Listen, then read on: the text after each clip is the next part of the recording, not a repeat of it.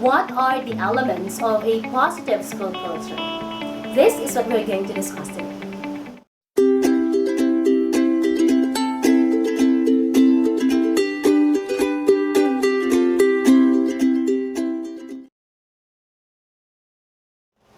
Hello everyone, welcome to Joyce University, and today I'll be coming up with this part 2 of our previous video, which was about the definitions of school culture, school climate, as well as the roles of these to the teaching and learning process. And today I'll be discussing the first 5 elements of a positive school culture, and let's try to find out if we have all these elements in our present workplace. Alright, the first element of a positive school culture is collegiality. Alright, and I think I mentioned in my previous video that there is a need for us to create a positive school culture, because if we actually give our clientele or our parents, our teachers, or everyone in the community a positive school culture, then we could expect a good output, a good product.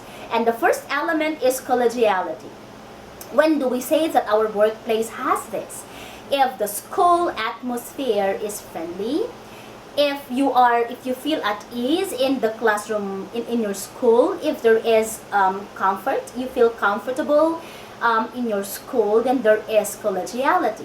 So you work in an atmosphere, this is very important, where responsibility and authority are shared by everyone. So meaning, there is collegiality if everyone has a clear understanding of his or her responsibilities, if everyone knows boundaries, or if everyone believes that his or her contributions, no matter how small they may seem, are necessary for the growth of the school and for everyone in it. Okay? There is collegiality if everyone feels, if everyone feels the need to work together to achieve the common goal. But if everyone in the school community does not have that, does not feel the need to work with others to achieve a common goal, or is not being motivated to be responsible for everything that he or she does, or does not feel the authority that he or she has because his or her authority is being overpowered by someone else, then there is no collegiality in the school. Alright? So the school must have must create an atmosphere where everyone feels important, where everyone feels, that his or her contributions is needed rather in the for the growth of the school. That's collegiality. The second element of a positive school culture is experimentation. All right, it is an atmosphere where you feel that or where it encourages you to experiment, or will encourage you to be innovative, will encourage you to try whatever it is that you would want to try. And this is an atmosphere that would help you, that would encourage you, that would motivate you, that mistakes are just parts and parcels of the learning process. And in this particular element, no student, it says there, no student, no teacher gets punished for a mistake. And mistake is considered to be a tool, for growth. So it is an atmosphere where everyone is confident, right, to try new things, to take risks, to commit mistakes, and are encouraged that these mistakes, that they should learn something from these mistakes, and that they could grow because of these mistakes that they have done. So the school has to create an atmosphere where students and teachers feel confident and safe to be innovative, to try new things, to challenge themselves, and to be risk takers. That's experimentation. Alright? So if your students are afraid to commit mistakes, if your students do not do anything because of fear of ridicule or because of fear of being the laughing stock maybe, or they do not want to move because they are afraid to commit mistakes because the teacher might scold them or the adults might scold them, if they feel that way, then we do not foster a positive school culture. Alright, so let's teach everyone in the school community to be confident, to try new things, to be creative, okay, and to be risk takers, because it's only then that they are able to explore their potentials, and it's only then that they are able, okay, to discover and to unleash as well whatever talents or giftedness that they have. All right, the third one, high expectations. One of the principles as well of OBE, or outcomes-based education, is to have high expectations towards the learners, because if the teachers expect high of their students, then it would lead to learning. It would lead to maximum participation and very good performance from the students. Same is true in the school culture. If there are high expectations, meaning if there is a belief that students, teachers, and staff can learn and will learn, then definitely there will be a positive effect on this. Because high expectations is a belief that everyone is capable of developing higher potentials. Now, if you expect nothing from your students, then they would not be encouraged to perform as well. But if you expect something, you expect high from your students, then they are motivated to exert more effort just to fulfill or just to achieve such expectations. That's why it says here, there set expectations high, so everyone will be confident of performing a lot better. Because if you expect something high, then you believe that they could do something high at the same time. So it has been said that one's level of achievement is always lower than one's level of aspirations. So meaning, if you expect them something high, then you could also have higher level of achievement. That's why you have to set that is why you have to set high expectations, so students could also have high achievement. Okay? Next, trust and confidence is the fourth element. And all kinds of relationship really is nurtured by trust and confidence, because the heart of every relationship is trust and confidence, and without them everything is unstable. How could you come up with a very good relationship if you do not trust your partner?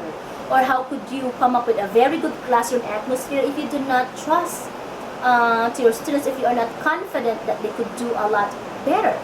So students and teachers, school heads and parents relate well and work well when relationships are solidly built on trust and confidence, which is true.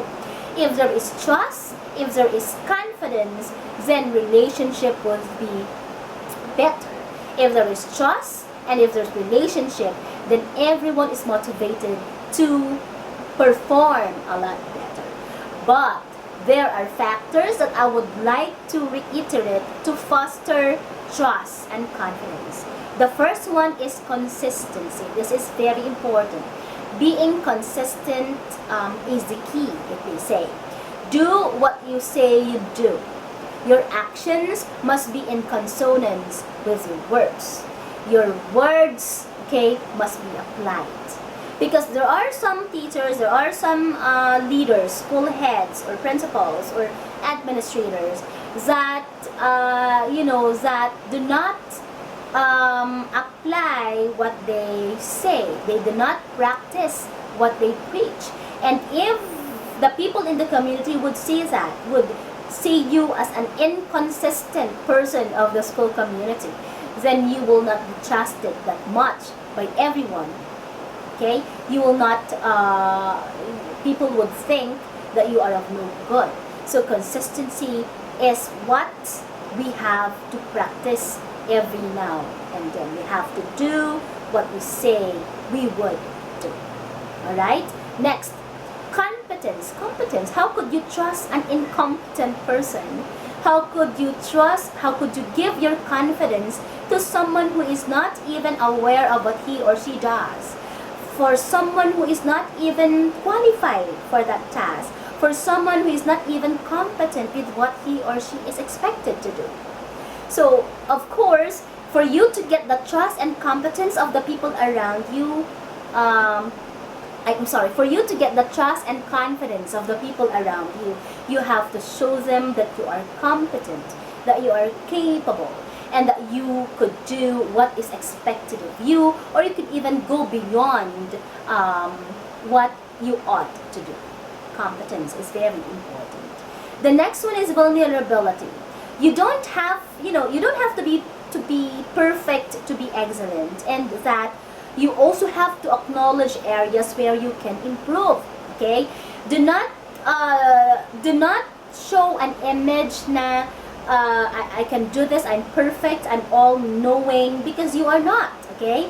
And you don't have to be all-knowing. You don't have to be perfect to be excellent, because there are other things that you could master even if you are not excellent in other things. So they say there is always one thing that we are good at. You have to strengthen that. But there are things that we are not so good at, but you have to improve that area.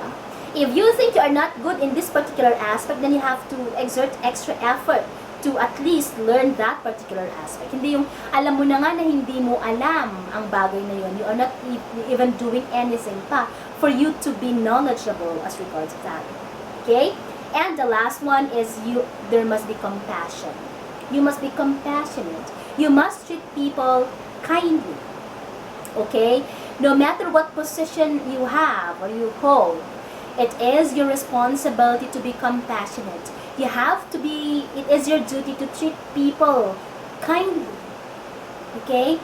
That's compassion. You have to understand where they're coming from. You have to understand their experience, even if you do not experience them, because hindi naman ibig sabihin na hindi mo siya na-experience, hindi mo na siya maintindihan. You have to be compassionate, you have to be sympathetic, you have to be emphatic. You have to treat people kindly, because it's only then that these people will trust you and will be confident that you can do whatever you have to do, or even go beyond what you ought to do. And the fifth element of a positive school culture is tangible support. Everyone in the school community needs support, needs a concrete support for everything that they do. And support comes in not just in words, but in action too. It's not enough that you say, alright, congratulations, you did a good job. But you have to put that into action. Okay? Because action, they say, is even more credible than that of the words. Like if a teacher does something good, especially in research, alright? Our administrator does not only say, alright, you did a very good job, that's very good, continue doing it, but our administrators also give tangible support, tangible rewards at the same time. They give you monetary reward for that matter.